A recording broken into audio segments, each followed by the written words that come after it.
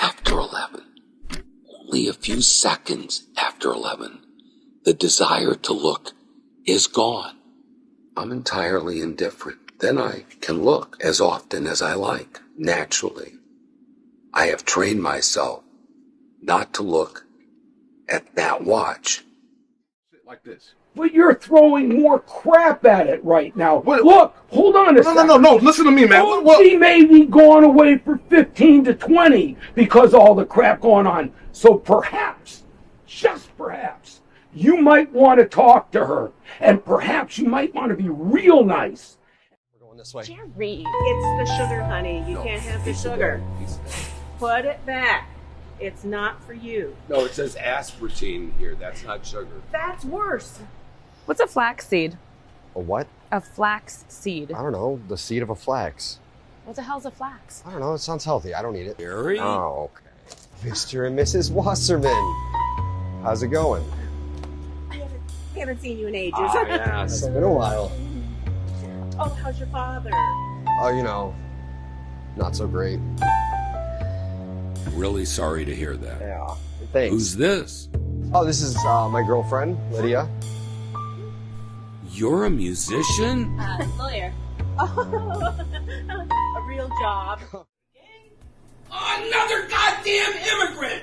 Don't speak the English! I thought Trump got rid of all you bastards! Hablo English? Me llamo Al? Donde es the health inspector? Donde the goddamn freezer?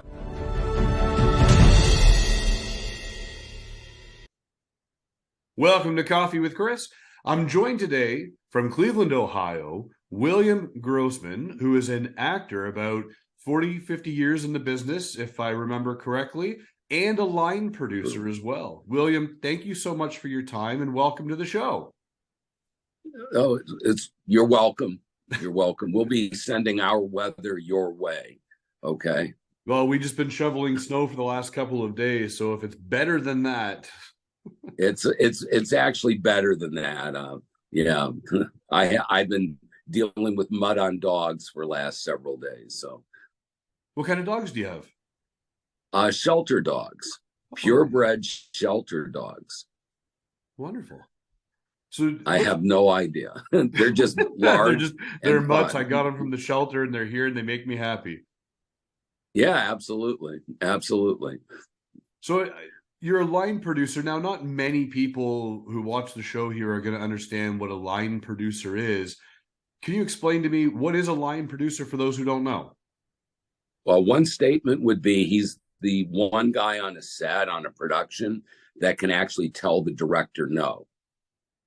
Because the line producer actually manages the budget of a film and puts that budget together, also puts together the income budget of a film, the anticipated income budget of a film, depending upon whether they're going early distribution contract or wait until production's over and then get a higher return on their production with the distribution contract afterwards. But a lot of times what people don't know is that I would get involved in negotiating prices for any sorts of things that are needed depending upon department, from grip to lighting to sound to cameras and craft. Everybody loves craft unless it's made badly. And so I get involved in that. Most everything, I've done that at a theatrical level, live theater level before, where we've done live theater productions where literally we try to maintain between an $80,000 to $100,000 budget to do a live production. And then we've worked on some documentaries. But when you really start getting into large films, I haven't done that. I've been an assistant before, but never the key line producer on a large film before. It's something that I've done over the years, and acting and this business has been my vocational hobby meaning I've always gotten paid in the 80s and the 90s, the 2000s, etc. And so it's never been my main source of income. At one time, I was a regional manager for a division of General Motors, their finance division, before they sold it off. So obviously my background in finance and business led me to be able to have a handle with that. I don't know which came first, my background in business, or actually I was just good with numbers and I was good with negotiating and did some line producing when I was really young. And I've been a political consultant, and I've manufactured clothing. I've done many things in my life's journey, and my vocational hobby, interwoven year after year, decade after decade, has been actually performing as an actor. And then occasionally I would come in and line produce. Usually, pardon my language, when the person who was doing the production thought they could do it and they fucked up, and then I got a phone call from somebody and saying, help them out, please. Okay. And I would say, okay. But in a more humorous note, the only thing that I will not be paid off on in helping somebody out is I don't understand how you folks like poutine. I mean, I've been talking to friends in Montreal, and it's like they say, oh, it's gourmet. I says, no, it's not. You know, it comes down to the gravy and cheese, to be honest with you. Oh, absolutely. Right. I mean, fries are fries, but it really comes down to that gravy and cheese. Yeah, yeah, oh yeah, absolutely. I mean, it's right there. I mean, Bad gravy, bad cheese, doesn't matter how good those fries are. It's not going to be fun when you consume that at all. Oh no. So true, Chris. So you mentioned a few times that you're doing it vocationally, like it's a hobby. Why haven't you decided to pursue acting or line producing full time? Well, it's funny. I got a degree. I got 2 degrees as a bachelor's degree, double major. One was political science, and I was a specialist in the Middle East and the Muslim states as part of the USSR back in the day. The stands, as I called them, were all essentially Muslim down in that area, and then I was bored, and I was doing a lot of extracurricular in the music industry in college, but I got a theatrical arts degree also, and we studied Stanislavski, and so that was very brutal. If anybody's actually studied, methodology in acting, I've probably looked at Adler, and I like Chekhov a lot, Meisner, Strasberg. They're all begats of Stanislavski, and right out of the gate, I got into the music industry, and then I got the guy who owed money to the mob, so I lost my job because he had to downsize, and I ended up on 7th Avenue in the garment business in New York, and I befriended some people and got into the manufacturing and that, and I was very young and making very good money, and so actors starve, and the people I know who are actors, like one of my better friends, Lee Wolkoff, grew up across the street from me. He was in School of Rock. He won an Obie for Best Actor off Broadway for Little Shop of Horrors. And this is a lifelong friend of mine. But he and I, converse over the years. We don't talk all the time. As he's retirement now, he and I talk a lot more. But, it's just tough. I mean, I know a lot of actors, and the ones that really have made it really came from money, from families that had money where they can continue to pursue until the door opened.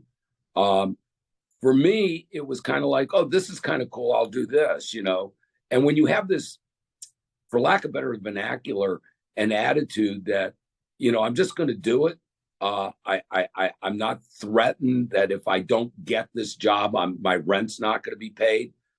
When that burden, that mental burden is out of your head, you're able to, have that out of body experience where you become that character, so to speak, and you do better. But I've never pursued it. I've been told to do it, but you talk to agents. I mean, I talked to an agent in LA years ago when I was doing some background in sitcoms in front of live studio audiences, which were really cool.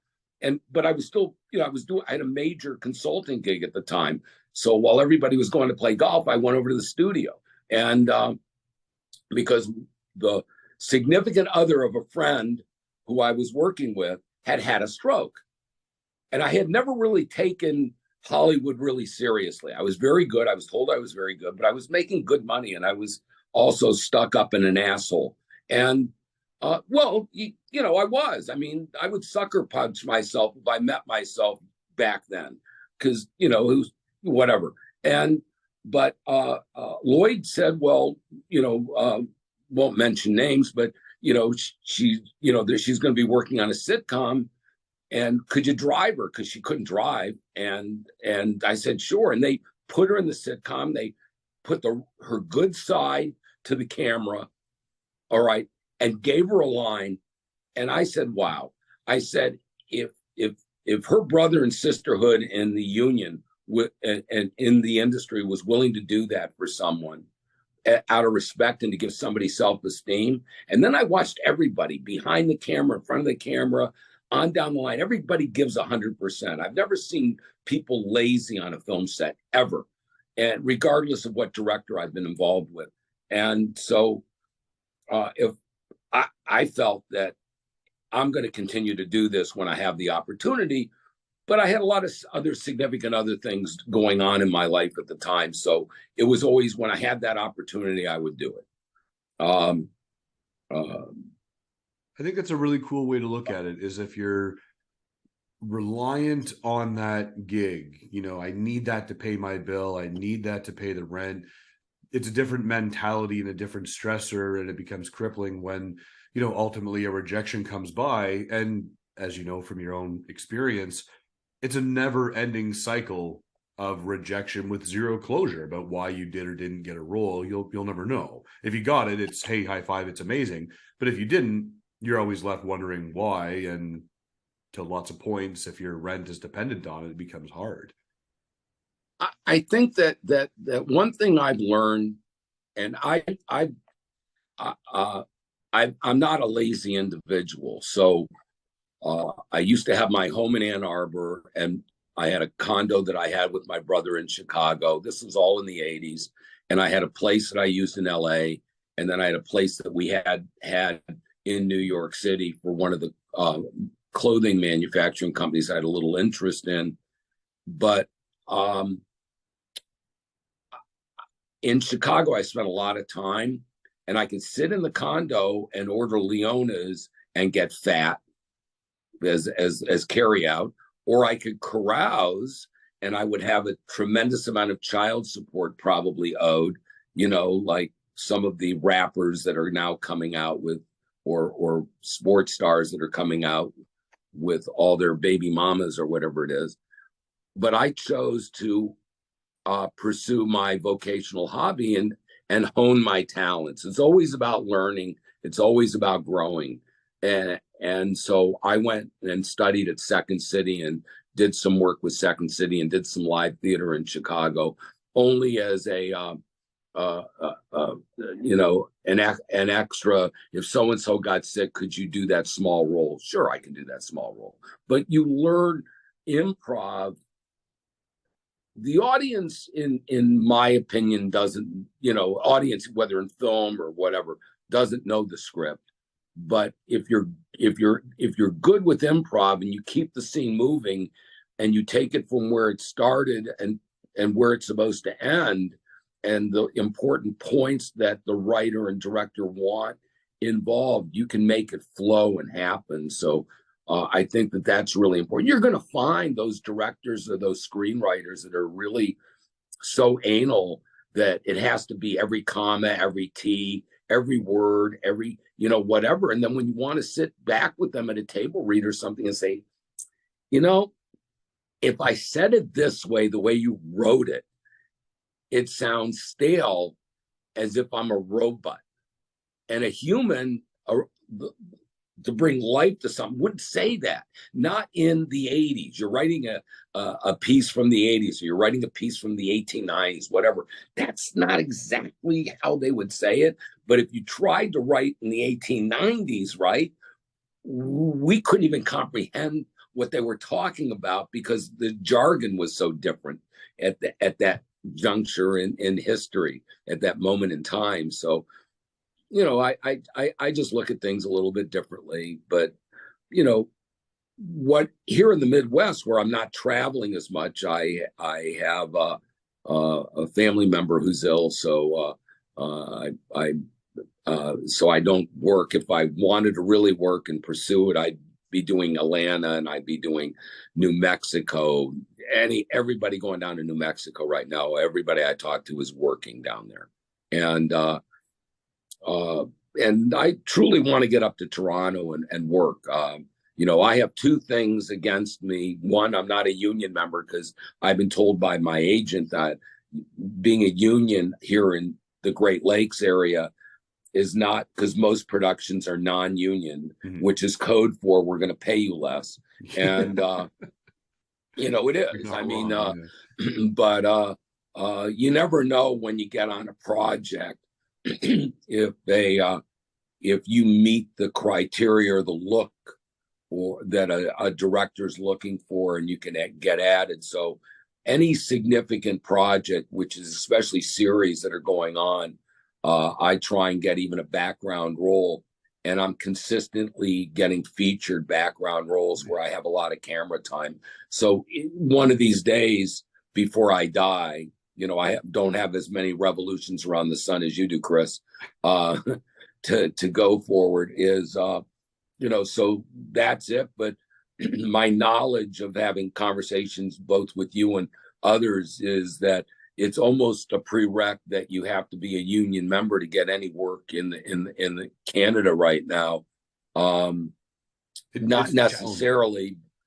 It's challenging, and and for me to get any work up in Canada, I would have to get a working visa, and Ontario is a little bit more difficult than, for instance, Montreal.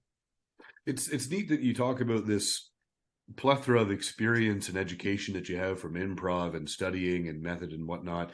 And I'm hearing that, if you want to be an actor or if you want to take yourself seriously, one, take training, just constantly get some training, get some improv, do some comedy, because to your point, when you do period pieces, it does come off very robotic, and you want to bring your own truth to it and your character's truth to it. So that's one part that I'm hearing from you. And another part is that if you want to be taken seriously in the industry, it's almost that you have to be union to get these larger roles or pieces. So it just seems like it's this weird challenge, isn't it? No. What happens is that you'll get on a set, for instance. So, for instance, just using this as an example, right? We have a movie that Noah Birnbaum did in Cleveland, just locally here, and literally had 3,000 extras. And I was constantly getting featured extras, but no words. So if you get a word, you go from here to, having to do a Taft-Hartley, which is in the United States, where you can have a couple of Taft-Hartleys before you have to join the union. And so a lot of times what will happen is that you'll go and audition, and nobody's going to hold you back if you're good. If you're good, if you focus on what you're doing as an actor and you come off real, I mean, that's the whole thing. As Chekhov says, you're creating an imaginary real person, essentially, to simplify it. And so Chekhov is, in my opinion, the methodology. If you're going to be a good improv actor, that you would have to do because you're constantly using your imagination. But when the camera looks at you and they look at you, they believe that you are whatever you are. You know, if I have to be a villain, I'm going to be a villain that you don't ever want to meet me, ever. You hate me. You're scared shitless of me. That's who I would be if I'm a villain. And if I'm doing comedy, it depends on what I'm doing. Am I, you know, it depends because every character has my opinion. When you develop a character and you're just throwing into something, even as a background actor, I create a background story about who I am, how I belong in this environment, whatever it is, you know, whatever's going on, and who I am, and I develop that. I in here believe it because that's who I am. It makes what I project real.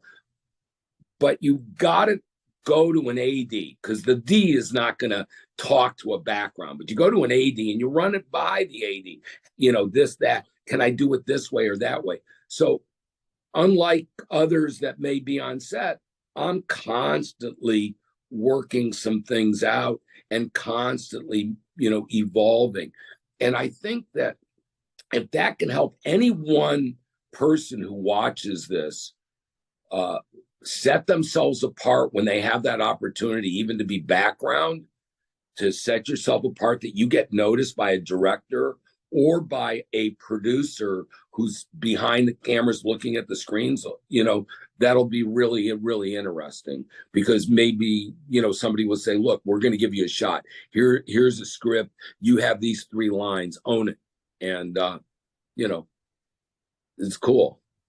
So where can people learn more about you? Is there a website for you on social media? Well, I'm pathologically lazy. Okay, not when it comes to acting, but when it comes to writing or doing things. But I'm on Actors Access, so and I'm also on Casting Network. So those are the 2 main platforms, at least in the States. I don't know if they're really active up in Canada. What platform's really active up in Canada? Same ones, Actors Access and Casting Work. Same. All right. Yeah, so, you know, again, I would love to be able to say I would perform in Toronto, and I'm probably sometime this week, because I'm not going to jump on it immediately, just say that I would be available to work up in Canada. I've heard, just for your viewers, that there's some really decent work happening in the eastern provinces, and that there are some productions up there. And I know, because I'm a political animal, that the government of Canada, as well as the individual provincial governments, are really funding it well. And you know, when I go into Canada, I'll take Lakeshore, and I'll go past those 4 or 5 large brand new studio buildings in Studio City, on my way to one of my favorite neighborhoods, because I like favorite neighborhoods.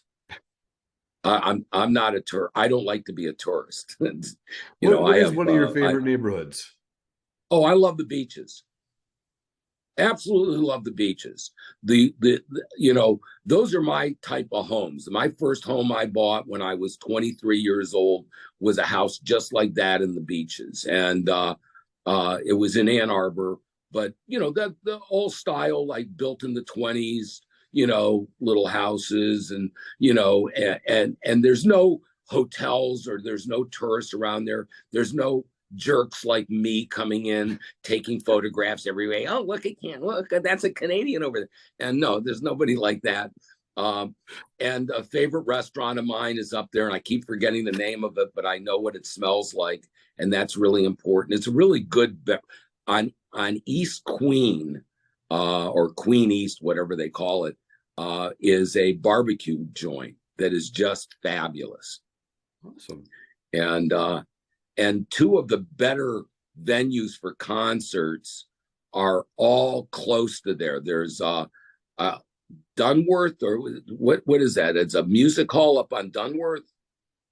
Adrian Ballou just played up there about a week ago. I don't know. Yeah, and then Drake, you know, who I'm not necessarily a big fan of because I absolutely despise anybody who doesn't respect the other gender, but that's for another conversation. I'm the nicest guy in the world until you're not a nice person, then I'm not a very nice person. But he has a venue called History. Okay. And if you haven't heard of it, it's truly phenomenal. I actually drove up there with my daughter and we saw Demi Lovato, and phenomenal show, but great acoustics. Atlanta's got a venue similar to that called Eastern. These are all new state-of-the-art music halls, seating probably 2,500 to 3,000, which is a nice population. Yeah. I heard the night before Demi, though, Muse played. And had I known, I would have come up for that. I like music. By the way, I don't go to many movies. I like performing in them. If people say, "Did you go?" I would say no. I don't even watch Netflix that much. I don't see things that I'm in. People tell me they saw me. I go to concerts.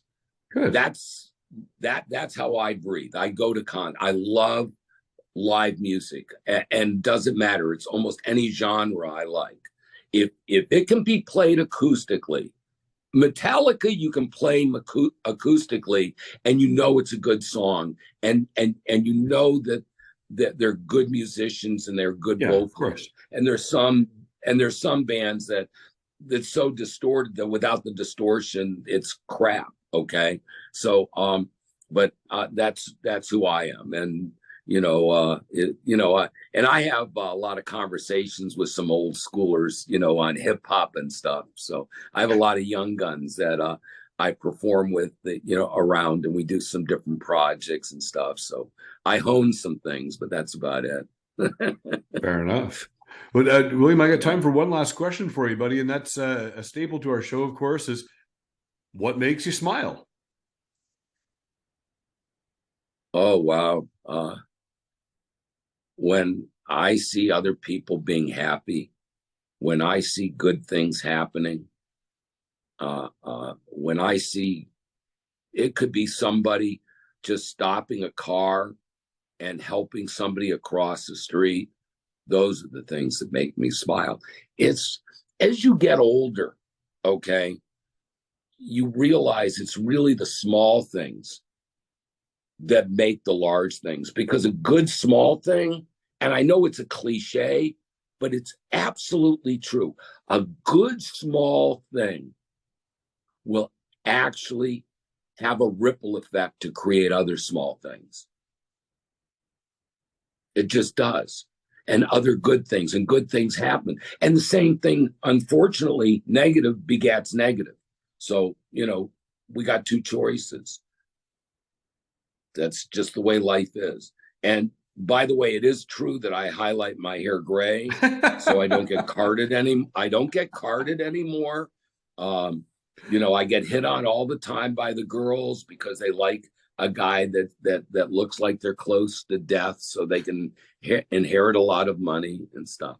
But no. They just haven't seen the bank account yet. Yeah. No, they really haven't. I mean, I probably have one of the first bank accounts that's made out of rubber, and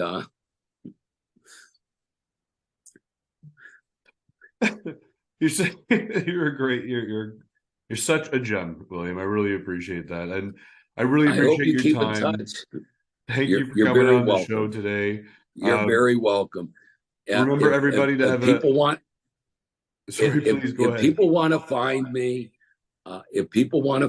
you can find me under my name, Yllib, Yllib, which is Billy backwards, on social media, and you can find me that way. And because I don't normally go on social media with my real name, because then it just, I'm not trying to be a social butterfly. Fair enough. Oh, by the way, if any producers are out there and you want an older looking like death actor that has an American accent, here I am. Absolutely. Yllib and Billy for sure. Okay. Yeah, I tell people I play anywhere from 50 to 90 and all in between. That's perfect. I've given up on trying to play a 20-year-old anymore. Yeah. Unless it was like the movie Benjamin Buttons. Yeah, then you'll be perfect for it. Yeah, absolutely. Absolutely. Well, listen, everybody, have a fantastic day. Thanks for tuning in to Coffee with Chris, and remember to smile to inspire.